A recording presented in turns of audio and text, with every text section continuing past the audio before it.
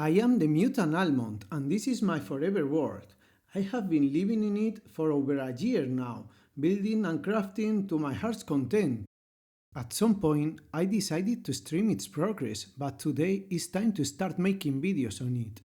As it stands right now, I have a few buildings to show you. My main base, two greenhouses, a barn, a giant tree stump and sword, a painter's house, an observatory, and the Amsterdam-inspired village that is currently under construction.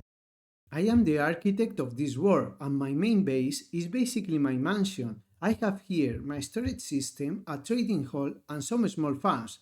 Make sure to subscribe if you want to explore more its interior. My storage system uses Golem to order the items. They pass along the goods until they are all sorted.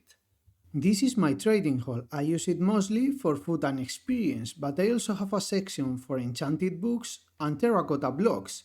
In war, these villagers are my household staff.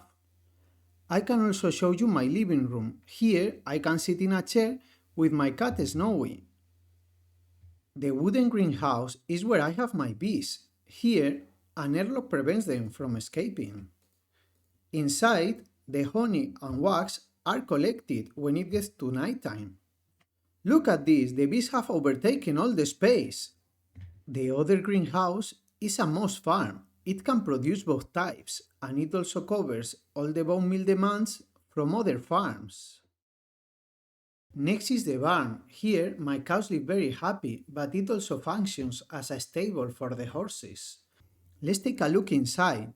In this section, I can feed the horses and give them water. Behind these doors is the cows' space. They live mostly outside. Look what they did with the ground. As we move to the observatory, we can see a bridge crossing the river. This doesn't follow any specific function, but I'm very proud of its shape. In war, the observatory is a place to study the stars, but it hides some secrets. In the first floor, we have a map room. I have plans to transform all this island. If we make it to the top and get on the telescope, we can observe all the buildings. You get it? It's an observatory. From here, we can see the giant tree stump and sword. The lore is that there used to be a giant civilization living in this world. At the time, everything was massive, but some natural disasters destroyed most of the land. The new life that sprouted had to adapt to the new climatic conditions, growing much smaller.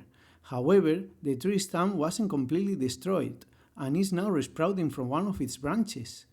The sword is my main nether portal. Inside the tree stump, we can find a wood farm designed by the occult gent. Thanks a lot, it works great. It uses a TNT duper and the bone meal I get from the greenhouse. This provides all the oak, birch, and spruce that I need in this world. Finally, let's look at the painter's house. Inside, there is a wool farm, and the colored blocks pop from the ceiling while getting to storage. The painter works from the balcony looking at the villagers. Ansville is my current project. It's an Amsterdam-inspired village with canals and tilted houses. I mean for it to function as an ecosystem where villagers move from their houses to working stations. They are protected by a surrounded barrier of berry bushes and their moss carpet, so monsters can't get to them. I want to finish this episode with a time lapse, finishing the main street. Let's roll the music!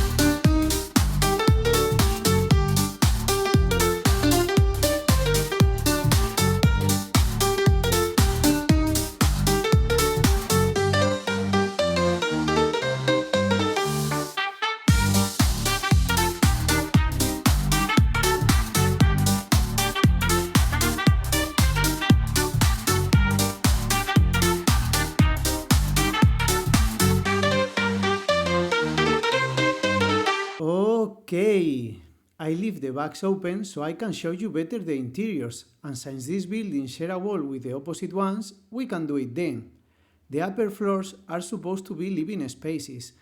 At the base, I want to represent different businesses: a bar, a tutor's classroom, and a candy shop. The idea is to always have the working stations separated from the beds, so the villagers have to move around. This was awesome to make. I hope you enjoy it. Remember to subscribe if you want to see more episodes and follow me on Twitch for more live updates. Thank you very much for being here and bye bye!